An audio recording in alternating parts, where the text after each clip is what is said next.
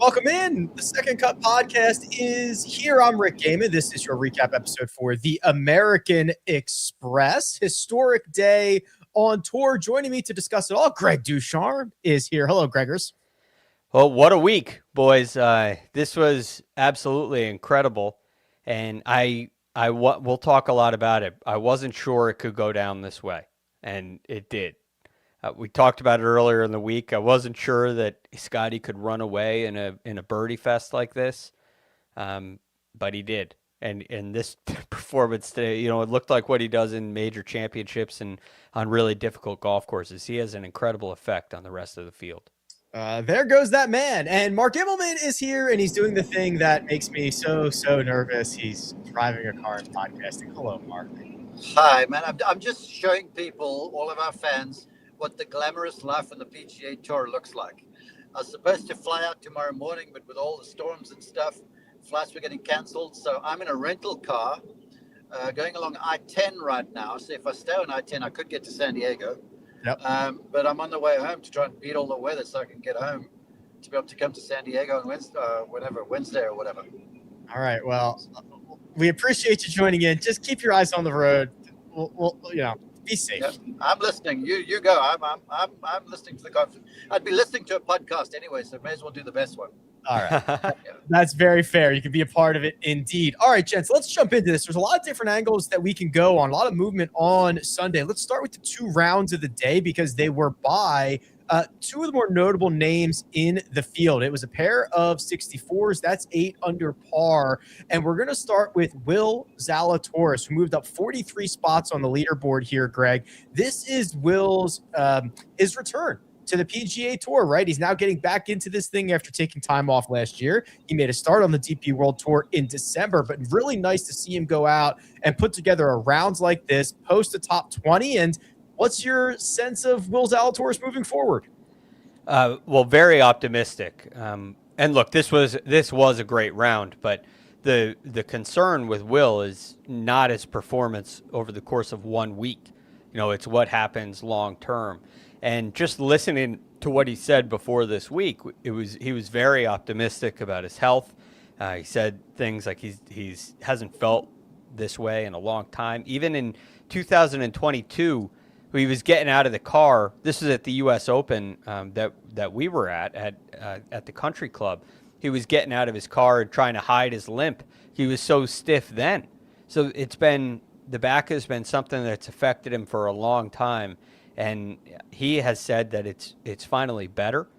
And you get him out here this week. He puts together a really strong performance. He's got still a lot of club head speed. His average driving distance today was 321. That's a good sign. The ball striking looked to be in great form.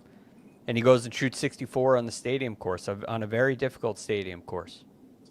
I'm not lost on the parallels between guys that have certainly dealt with injury in their career. Will Zalatoris was one of the 64s. The other one, Mark, was Jason Day. That bogey-free 64 flew Day up the board, and his 64 was a little bit more valuable because it moved him into a four-way tie for second, $616,000 for Jason Day in his first start of 2026. Yeah, and it was good to see. We were on the world feed for the PGA Tour, and so we had coverage of J Day, and the golf swing looked impeccable, man. I thought last year, over the last 2 years, he really had been trending well with technique. But now he's reconvened and hooked up with his old swing coach, Colin Swatton. And they focused a lot on the short game, which you could see this week. Jason has been fiddling around with new irons. He's got new oversized grips in his golf clubs. So it's almost like a new groom sweeps clean thing. But he looked really, really sharp. Good news, really, because he normally plays well in the desert. And then next week at Torrey Pines, he's won there before. So I think the West Coast, and certainly the year ahead, bodes well for J Day. Yeah, really good stretch of opportunity here for Jason Day. He made 114 feet of putts. That's only in 2 measured rounds. That was the second most in the field. I think he chipped in a couple of times, so that short game was certainly in great form. I can't say the same, Greg, for the entirety of the final group. Let's go there next. And we set this up last night. A lot of different ways this could go. Scottie Scheffler sitting on the verge of 20 PGA Tour victories. Siwoo Kim, one of the more popular options in our world, and obviously a lot of great success around the stadium course and this golf tournament. And then you've got 18-year-old Blades Brown trying to do something we haven't seen in a really long time. So that was the setup for the week. It did not come down to those three in the end. No, unfortunately. I'll just start with Blades Brown because this was such an impressive week, and it's one that we'll remember for a long time.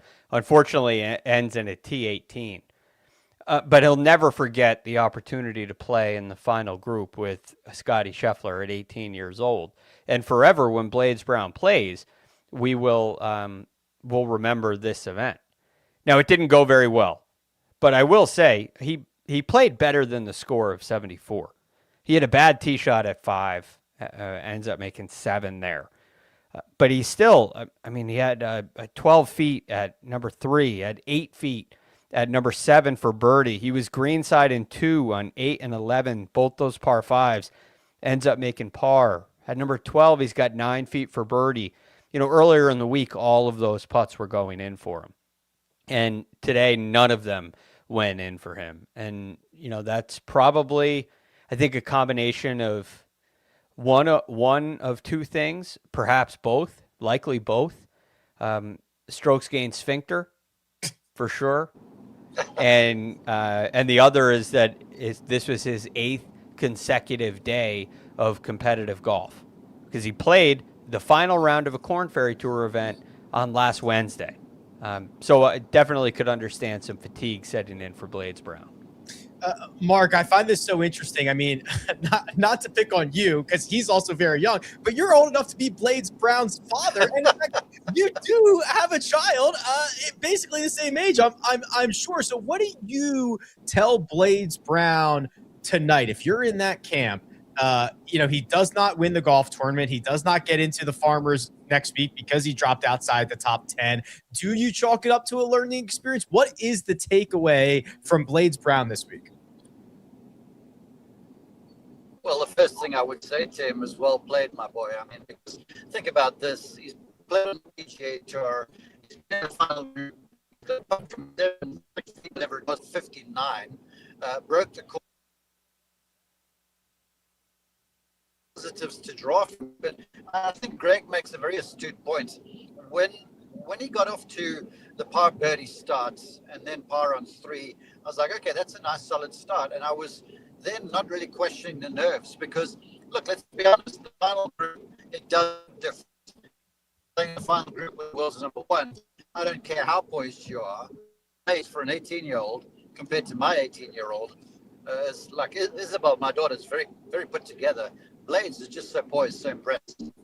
So I figured, okay, this boy's got it. And then it looked to me after that double that the adrenaline that he was obviously operating on began to wane. Then there's a few missed putts, a few missed reads and stuff like that. And then stuff starts getting fast. So I would, I hope you get an invitation to Farmers Insurance because you're playing well. The golf course will suit you. If not, heck, just go keep playing because clearly you're playing well and you can go down to the Korn Ferry event in Panama because you're going to get starts because I'll tell you this much. The world fell in love with Blades Brown today. We were on the world feed and we were getting a lot of positive feedback about Blades Brown. So he sort of almost became a star overnight. That is the interesting thing about this, Gregors, is you've got Blades Brown who has Korn Ferry Tour status, right? I mean, he's going to be able to play all the events that he wants on that circuit. He's certainly going to be in consideration for a lot of sponsors' invites moving forward. I have a feeling we're going to see him play a lot of golf. And then I imagine by the time we get to this point next year, he's going to probably be a full-fledged PGA Tour member. Yeah, and that's the thing that he's going to have to consider. My guess is now, like Mark alluded to, he'll be able to get any sponsor exemption he wants on the PGA Tour. But the big question is, how many of those do you really want? Do you want to? You don't really want to give up Korn Ferry Tour starts. They're valuable because while it's nice to play in a PGA Tour event, it's really nice to be able to play in all the PGA Tour events. And the path to that is through the Korn Ferry Tour, unless you go try to strike lightning in a bottle. But you just saw this week how difficult that is. how difficult it is to go out and win on the PGA Tour. He was in a great spot to do that, but you know what? You get in the final group and Scottie Scheffler goes and makes 9 birdies. Now, of course, it's impressive that it's Scottie Scheffler, but somebody always seems to do that. Now, on other golf courses, it may not be 9 birdies, but somebody is always going to go nuts on Sunday of a PGA Tour event. That's why it's so hard to catch lightning in a bottle. So I would recommend to him, hey, go play Panama. I would consider that even if he had gotten into Farmers. Go play Panama. Go finish in the top 20 on the Korn Ferry Tour. Go win 3 times on the Korn Ferry Tour this year, and we'll welcome you out on the PGA Tour. Because you know what? You're 18 years old. You got a lot of time in front of you. We don't need to rush into things. No, we don't. Blades Brown's going to be around for a long time. I want to jump up to Scottie Scheffler here. We're taking hits on Mark's connection. So, Mark, I want to give you a chance here to get in on Scottie Scheffler just in case we lose you at some point. But Mr. Scheffler did what he has been doing almost exclusively since he started winning these golf tournaments in 2022. He did not only win this event, but he pulled away. He made it look easy.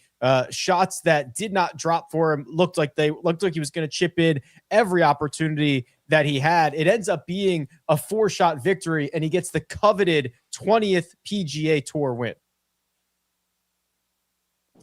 That's legendary right there in itself, and to get 20 wins in the majors he has. He's joined the select fraternity of Jack Nicklaus and Tiger Woods at the tender age that he is. So it was a tremendous performance, from the word go. But the cool thing to me to watch Scottie play, because we had him all 4 days, was how at times he struck the ball incredibly well, like he did in the opening part of today's round, where he hit the ball, to within a few inches on like 4 holes in the front 9. But the whole time it looked to me like he was fighting the driver a bit. He wasn't at his best, but he just, he sort of did Scottie Scheffler stuff, and he put together great scores, and he played golf. And sad, really, but funny in a way that he would have one blemish on the signature hole on the stadium course when he hits the ball in the water on 17. But he had done all the work to be able to have the luxury of making double there and still be good. So it was vintage Scheffler. And to me, it was a case study in management, a case study in trusting your game.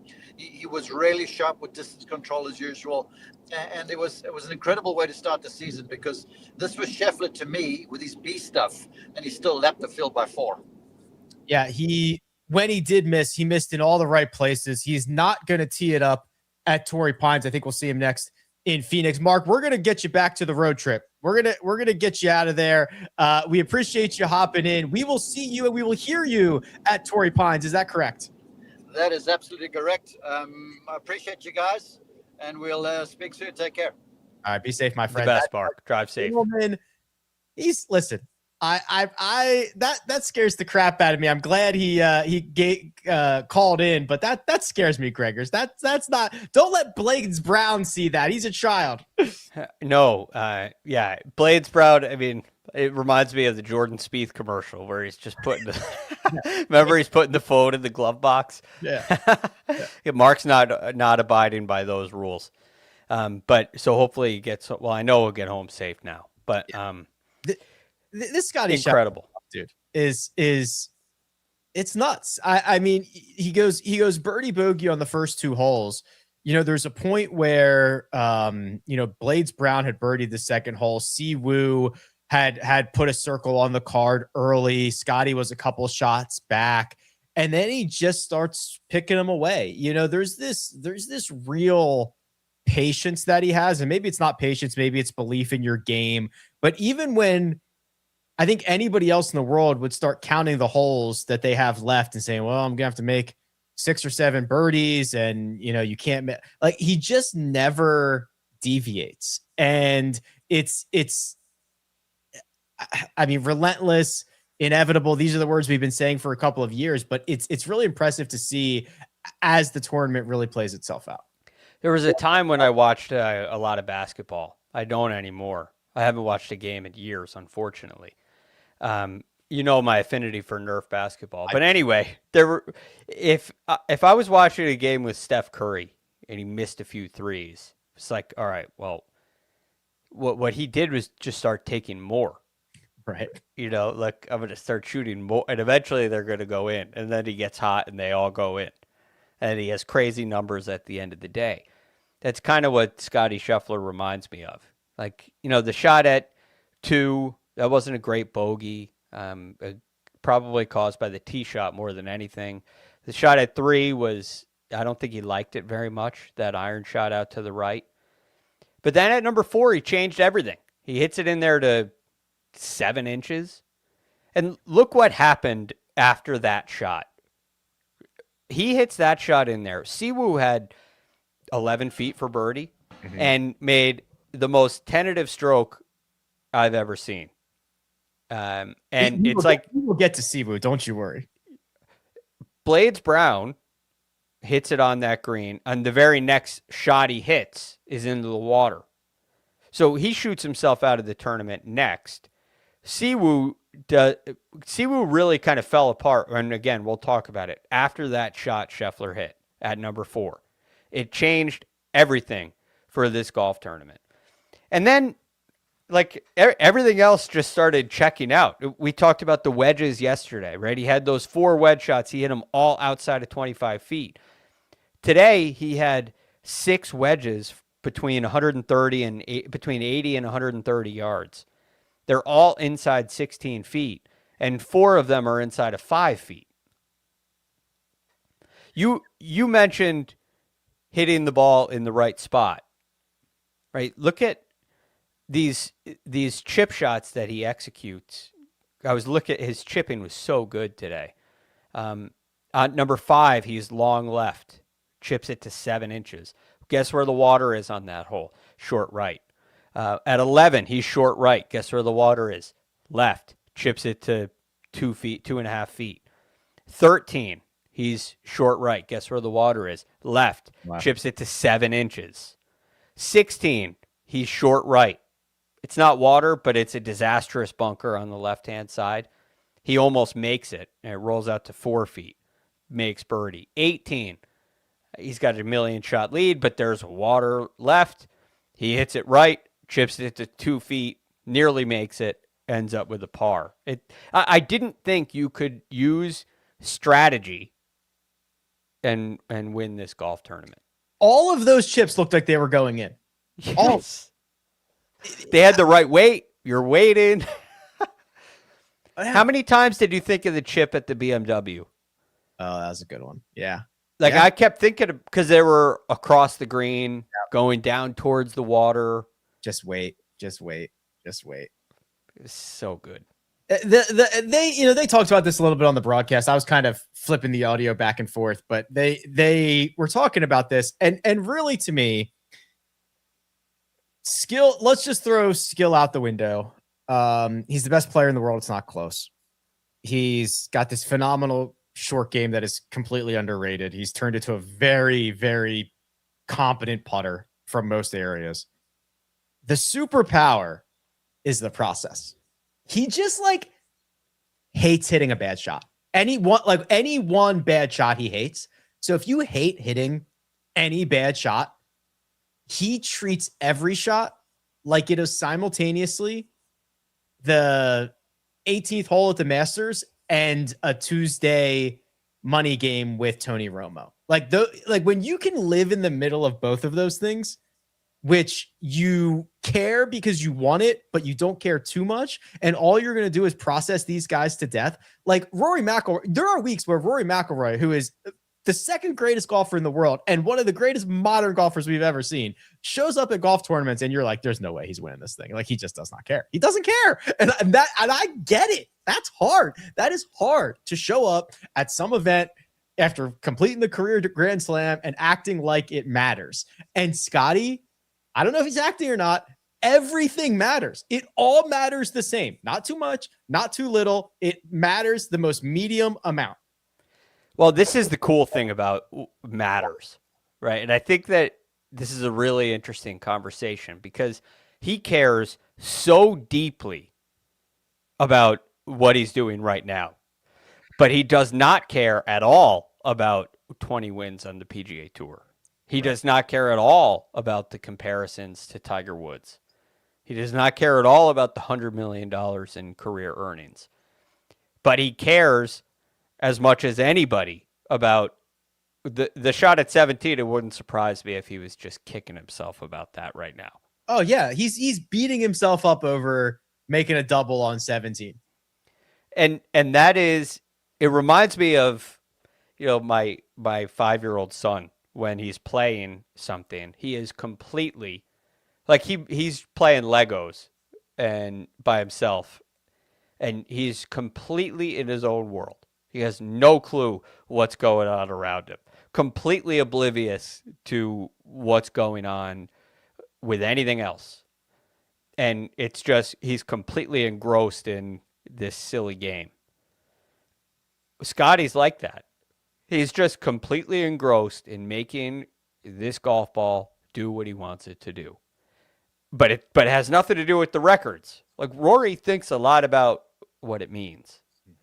And I think what Rory did last year to win the career Grand Slam was so impressive because he cares so much about what it means. That makes it so difficult to do. Right. Scottie doesn't have that distraction. He was asked, one of the guys on Sirius XM, Bill Rosinski, asked him about 20 wins, and he said, it's special, but I'm going to get rest and go get ready to do it again in 2 weeks. What does your 20th win on the PGA Tour mean to you? It's special. I don't even think he would have said that if he doesn't want to belittle it. Right. He's like being respectful and saying that it's special. He'd be like, oh, I don't care. Yeah, right. I don't want to be a jerk about it. Right.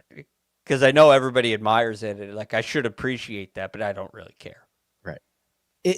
Okay. And then the other part of this, and this is always the part where we have to wrestle with it, is in my lifetime, it's almost sacrilegious to compare anybody to Tiger Woods, right? It's just, you can't do it. You're crazy if you do it. We've seen guys that go on these 18-month or 2-year runs, and here come the accolades, here come the comparisons. Oh, Tiger this, Tiger that. And it's made everybody really like cautious about it, right? And now we can't compare him we can't compare Scottie to Tiger. When can we compare Scottie to Tiger? Because what he's doing is pretty ridiculous, right? I mean, third fastest to 20 career PGA Tour wins. Tiger and Jack got there faster. That's it. The only 3 guys that have 20 PGA Tour wins and 4 major championships are Tiger, Jack, and Scottie. Okay, pretty before 30. Excuse me, pretty illustrious list right there. The 2 seasons that he just put together, statistically, are the 2 best non-Tiger seasons ever. When can we? Does he have to win 15 majors before we can start comparing him, or what? No, you look at people along the way. Like, where are they in their journey? And there are things he does that's emblematic of Tiger. You're way off from saying he's better than Tiger, of course. But these are the things that we're looking forward to. Like, how close can he get? Now, it's a little ridiculous in some instances because, like, he's won 20 times in, let's just call it 4 years for easy math. Okay, it's not quite 4 years yet, but it makes for a really easy average of 5 wins a year. He's won 5 times a year over the last 4 years. But to catch Tiger's 82, he would have to do that for 16 and a half years. Okay, so he's through 4 of them. He's a quarter of the way there. Can you do it for, can you do this 3 more times? That's a huge ask. Yeah. But then there are things like he won by 4 today. Do you know how many times he's won by 4 or more of these 20? I don't, but I bet you it's a lot. It's 9. Oh, it's 9. That's 45% of his wins are by 4 or more shots. So I looked up. I was just so curious about this. How many times did Tiger win by 4 or more? Giddy little boy. Oh, Tiger won by 4 23 times. Okay, so 23 out of 82? 23 out of 82. So that's 28%. It's a ridiculous margin. Yeah. But Scottie's, I guess, ahead of the curve in that category. A lot of Tigers were early on. So he's realistically probably behind the mark. I'd have to go back and look up in Tiger's first 20 wins, how many times did he win by 4 or more? Because that was a lot. Yeah. But, 23 total. That's the level of dominance that I think makes it repeatable and makes it go on for a long time. Right. Because even if he was, think about the idea of being 3 shots worse over 4 days. Being 3 shots worse over 4 days that's a pretty big deal. Like the margins in golf tournaments are a lot smaller than that. If he was 3 shots worse over 4 days, he still wins. Yes. And quite frankly, Rick, you think about he 4-putted on the 18th green at the Masters. Right. And won by, I think that one was 3. He won the Masters by 3 and 4. It was either 3 or 4. I forget which. At the PGA last year, he won by 4 and had a bizarre front 9 where he looked like, someone else. Yeah. He does these strange things. This one, he rinses it at 17. Like the most un-Scottie-like thing to turn a 6-shot win into a 4-shot win. He's had little moments like this. I think this could actually be more impressive than it is. I wonder what goes through his mind when he does that stupid stuff like that. Just like, what am I doing? I'm unbeaten. He looks like a scratch golfer for 2 holes at a time. Or I don't know. It's weird. It is. But I think there has to be a time when he starts to think, all right, I've got this. This is that makes it harder. Yeah. Like a thought has to creep in there at some point. Yeah. You just lose focus for an instant. Yeah. That's all it takes. Right. He is human. We've said this, 20 times now. Scottie Scheffler wins a golf tournament. He will be back again. He is committed to Phoenix, right? I just assumed that. We'll see. I assume that too. Yeah. I think he said I'll be back in a couple of weeks. Yeah, he's not playing at Torrey Pines next week, so I assume it'll be Phoenix. The third man in that final group was Siwoo Kim, who started out fine and dandy, made a birdie on number 2, but it was not long after that things started to go sideways. It was, I think the moment was 6, 5. He missed like a little shaky putt. I think on 5 he had a chance. He made a pretty ugly par on 5, and then he was 2 feet off the green on 6 and used his putter and essentially 3-jacked that, and then the wheels fell off. The moment was Scottie shot into 4. Right. Right. Because he has 14 and a half feet for birdie there. Scottie's in there at 7 inches. He's going to make birdie. Siwoo has been making that putt this week. He makes that putt here a lot. But it wasn't that he missed it. It was such a weak effort. It had no chance. It's he knew he missed it before he brought the putter back. Just never even sniffed it. It was very ugly. Then at 5, he hit a really good, he had to lay up. He kind of got a bad break in the bunker. So he had to lay up, hit a good wedge in there to 11 feet. Another putt that wasn't great. And then what you mentioned on 6. I'm telling you, it was Scottie Scheffler shot into number 4, took the wheels off for Siwoo. It spooked him. And then 8 was a total disaster. It was a complete disaster. He hit his second shot into the bunker. It was an awkward 30-yard bunker shot. Not a great lie. Ball's kind of in an awkward spot, and he barely gets it out of the bunker. He flubs another chip. He smacks one past. He ends up making it. That was just remember when we said last night, or maybe it was even before the week started, Siwoo's going to do a lot of things this week that are going to be incredible.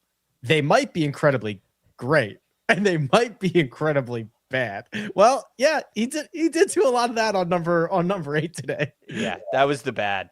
Look, I'm with you. That bunker shot was awkward. I'm not saying he should have made birdie there, but you get an awkward situation and you make 5, not 7.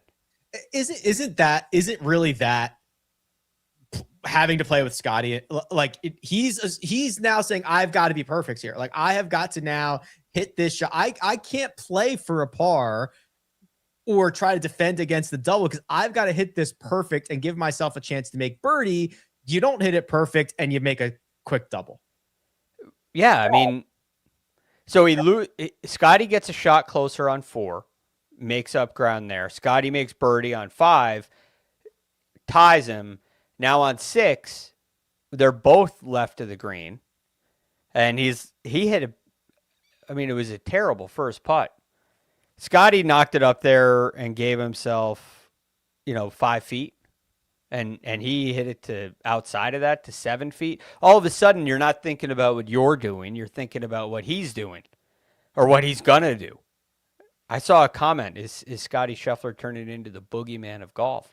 Yes, he's the boogeyman. Maybe we could start calling him John Wick. It spooks guys. I don't think if that was, I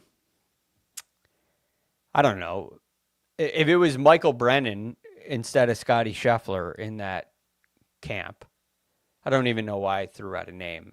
I love it. If it was anybody else. Disrespectful to throw out a name, and I'm so glad you did, and I'm so glad you picked Michael Brennan. Yeah. It's crazy.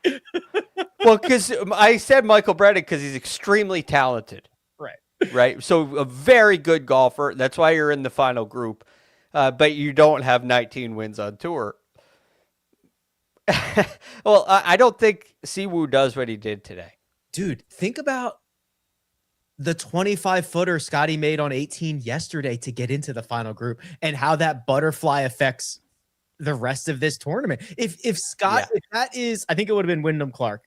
If that is Wyndham Clark in the final group and Scottie's playing with, I think it would have been Eric Cole and whoever else, who knows what Siwoo does? I mean, maybe Scottie still goes out and shoots a 66 and all is whatever, but who knows what Siwoo does in that scenario? Yeah, I mean, I didn't look at this as closely for Siwoo, but looking at Blades Brown, like I could count 7 shots he could have had back. Oh yeah, and that gets you right there. And now, what does Scottie do on 17 if that's the situation? Like it could have been a lot closer. But the shots are pretty easy to find, especially when you're talking about guys trying to win a PGA Tour event. It's not easy to find for Jason Day. It's not easy to find for Andrew Putnam or Matt McCarty or Ryan Gerard. But for Siwoo Kim and for Blades Brown, you can find them. But I just think Blades has a major pass. Because of the fatigue level, the experience, I don't know if it was Michael Brennan, I don't know if Blades Brown's performance changes at all. It could easily be the same thing. Right. But I do think Siwoo changes. A lot of things today. Yes. And would have been whether it was Scottie or Michael Brennan. Exactly right. So this ended up being pretty uneventful out of the final group. The two guys who were really pushing Scottie Scheffler the most ended up being Andrew Putnam, who, hat tipped Andrew Putnam, almost shot a 59 this week and closed with a 68 to finish in that tie for second. But Ryan Gerard, Greg, who we have talked about a lot on this podcast, who has now earned 3 consecutive runner-up finishes, who I think is just in store for a massive year. And he just does it again, man. He just kind of flies up out of nowhere, shoots a 65 with 2 bogeys on the card. I love this dude. I really do. A huge shout out to Andrew Putnam for this. Andrew Putnam opened with a 72 and ends up finishing in a tie for second. Ryan Gerard opened with 70, ends up right there. The winners of this event, it's only happened one time where the winner has shot an opening round worse than 66. Hudson Swafford in 2022. And both of these guys nearly got the job done. If it weren't for world number 1, who knows? Maybe they're in a playoff. Maybe they do get it done. But yeah, Ryan Gerard, it's becoming relentless. It's 3 straight second place finishes. So and it's in a way that is I think it's pretty sustainable. He flushes it, dude. He owns his swing. He flushes it. The stats weren't great this week with the 2 rounds at the stadium course on approach, but like the dude is a masher. You know, I almost feel like the stats shouldn't even count for the year on the stadium course. It's such a strange thing to have half the tournament count. Could you imagine if they were like, all right, Matt Stafford's touchdowns from quarters 1 and 3 don't count? Yeah, we're going to play quarters 1 and 3 with no stats. No stats. And but also, there will be a score. Also, along with the 11 men on defense, there's also going to be 11 fans that we pulled out of the crowd that are going to walk around with you out there. I don't know what it takes to get ShotLink. I assume that they want to have it, and it's a difficult thing. So, I'm not complaining about that. But I'm just saying, when you look for the week, like this has an effect on Ryan Gerard's stats, and probably Scottie Scheffler is probably a better example. Because you're playing at a certain point, you're playing with a lead. You make certain decisions based on the circumstances of the tournament. But the other rounds that you had, like you don't get the credit for it. Right. So it looks a whole lot worse than it is. Like this is the only tournament where I guess next week could be the same thing. If you look at strokes gained total, Scottie came and tied 3rd. Yeah, it's crazy. I don't know. I imagine the ShotLink stuff is very expensive, and I always kind of joke that they only have 1 set of ShotLink, and like it just like you either have to ship it wherever, or like there's just one. It can only be on one course. Just one, because it can only be on one. I don't know if that's actually the case, but I think it's a very, very extensive infrastructure and expenses. Right. It must be. So they don't do it on the other ones. But for the Amex, it's it doesn't paint the whole picture. And I think it negatively affects Scottie Scheffler. We're going to be looking at his stats all year. We're going to be looking at his strokes gain metrics and comparisons to Tiger Woods and other players. And when it's him, it becomes really important. So I think they should just nix them all. Sure, give them to us during the round. I'd love to see them during the tournament, but they shouldn't go to the yearly total, in my opinion. Unofficial or something like that. Yeah. I think we're going to get to the point where they don't even do course rotations anymore. I think we're going to get to the point in the next couple of years where it's just 4 rounds on the same golf course. That golf course, the stadium course, is a great golf course for a PGA Tour event. Yeah, if they played it in May.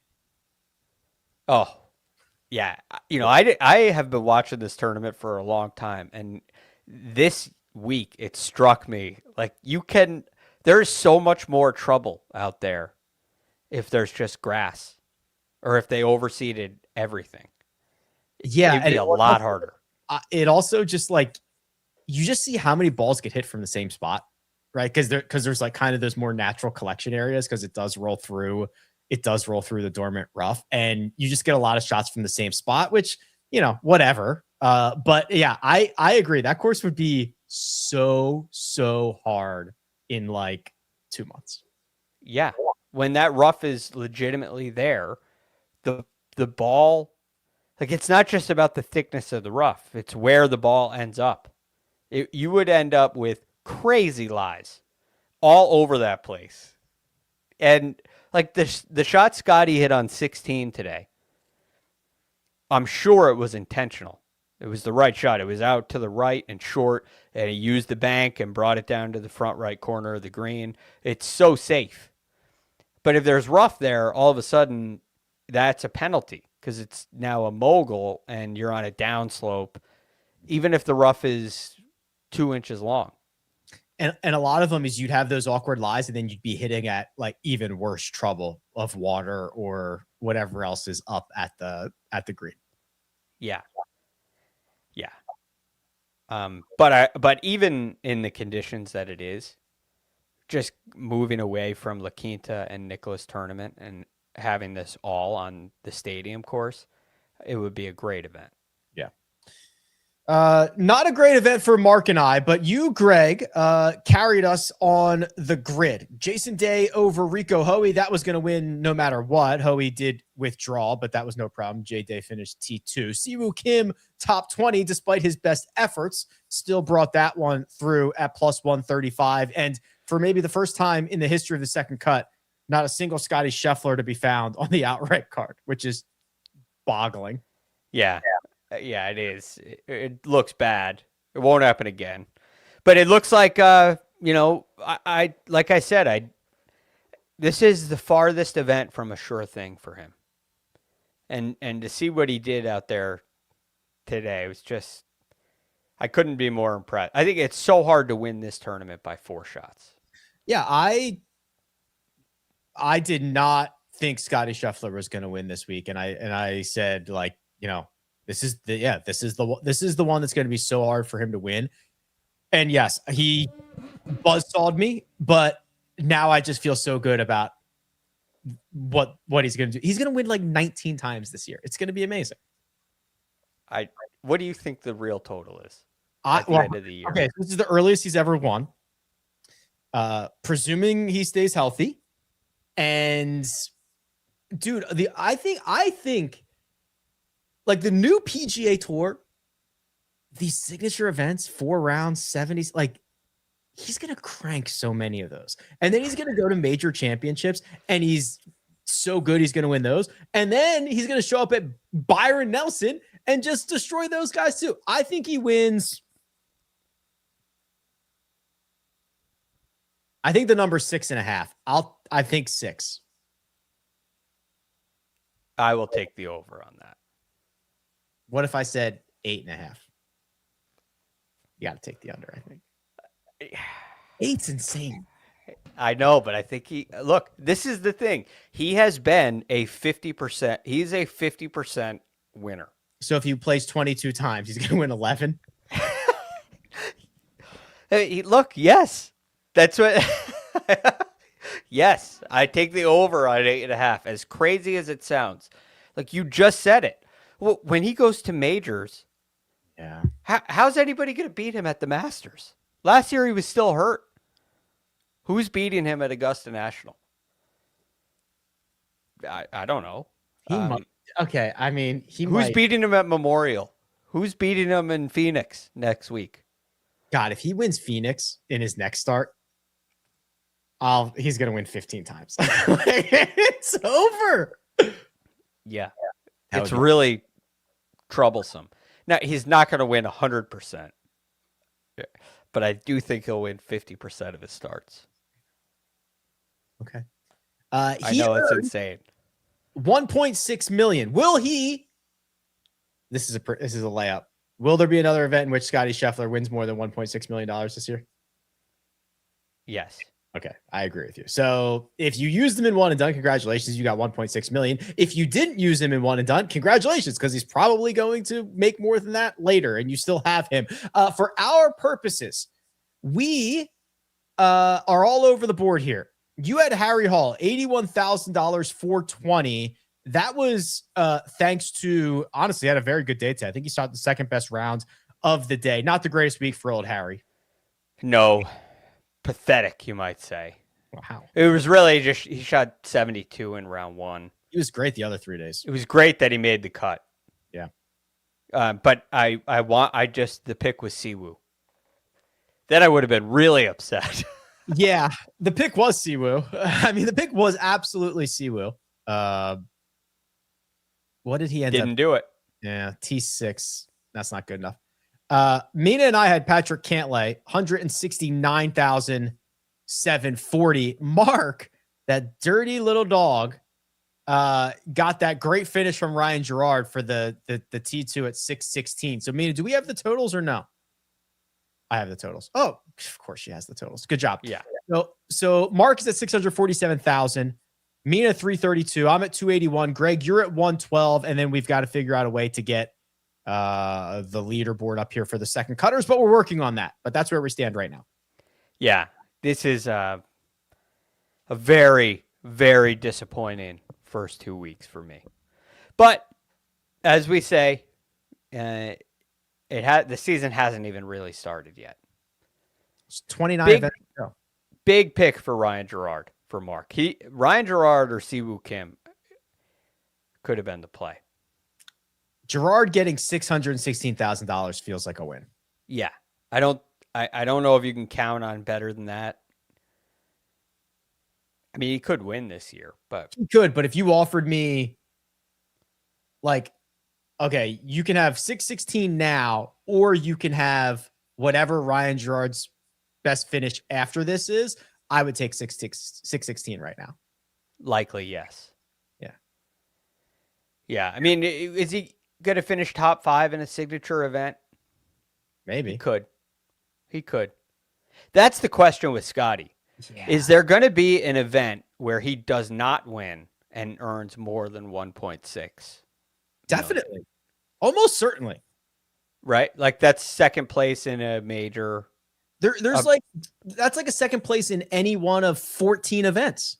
Yeah. With how many signature events and major championships there are. So he is definitely not the play. No, I don't think he's the play. $100 million in career earnings. Good time to be Scottie Scheffler. Good time to be Scottie Scheffler. Next week, there's a couple things. One, Mina jumped the gun to TGL. I wasn't ready for TGL just yet. The Farmers Insurance is happening. We'll get to TGL in just a second. Torrey Pines, 2 golf courses, the north and the south. We saw Torrey twice last year, Greg, if you remember. That's where they also played the Genesis. This field will be headlined by, let's see, Xander will be there, Cam Young will be there, Hideki will be there, Ludwig IDK. He withdrew with the ill. Does he get sick this time every year? I guess so. It happened at the Farmers last year. He was the 36-hole leader, and then I think literally started vomiting all over the golf course. Yeah. I don't know. I guess this is his time. So I hope he feels better. We'll get Jason Day this week too. His Jason Day has like a Hall of Fame career at PGA West, Torrey Pines, Pebble Beach. Like this 3-week stretch or 4, whatever it is killer for him. Yeah. Very live for one and done is Jason Day for me this week. Wow. Okay. I have not very live. I have not turned my attention to one and done thoughts. Brooks Koepka will be there. Oh yeah. How about that? Not live for one and done. How many people do you think are going to be so excited that he's back? They're going to click his name for one and done. Oh, you can't do that. That would be bad. Right? You're going to get him in. You're going to get him in all these full field events. There will be a time for Koepka this year. Do not do it now. What's the reception going to be for Brooks from the fans when he gets on site? Positive. Like 99% positive? Yeah. I think so too. Yeah. I mean, I'm not sure how the players are going to receive him. I'm sure there are some upset players. I know, some guys have said it, but I think in general, golf fans want to be respectful anyway. Yeah. It's not really you may get a couple of hecklers, and when you get a heckler at a PGA Tour event, they really stand out. Okay. What will the reaction be on 16 in Phoenix? Even more positive. Really? You're not going to hear any, hey, Brooksy, how about that blood money? Those people just want to see him. Yeah. That's my read on that. That group just wants to see a star. I agree. I think it's going to be like a very, very positive that he's back, quite honestly. That's my guess. I had one other thing about that. Phoenix, Torrey Pines. Okay. Both Mina and I will be there Thursday. Now, I don't know if you know this, Greg. Armina does not go to golf tournaments unless she is sitting in hospitality. So she's very bougie. So she will be sitting in hospitality on the 18th green, probably rosé in hand, hamburger, whatever it is. So if anybody's looking for Mina, she'll be in hospitality on 18 because that is the only way she goes to golf events. With the rosé and a hamburger. Mm-hmm. It's quite a mix. Yeah. I'm sure they'll pair very well together in in hospitality. That's the way they do it there. I don't think I've ever been in hospitality at a PGA Tour event. I only have because of her. Literally, I only have because of her. Yeah. And yeah, I never have. I'm like, I always think, like, how could you go in there when you could go and walk around the whole golf course? Yeah, You're going to go in there in this one spot the entire time and watch. It doesn't compute with me. Even like 16 at the Waste Management, I couldn't go in there. I like to have them come to me. I knew Mina's also been okay. You were at 16 in Scottsdale. What'd you think of that experience? I thought that was nice. Was that when we sat in the bleachers, or not the bleachers? It was in hospitality. Yes, I'm telling you, you don't go to golf. You have never been to over there. You have not sat in hospitality.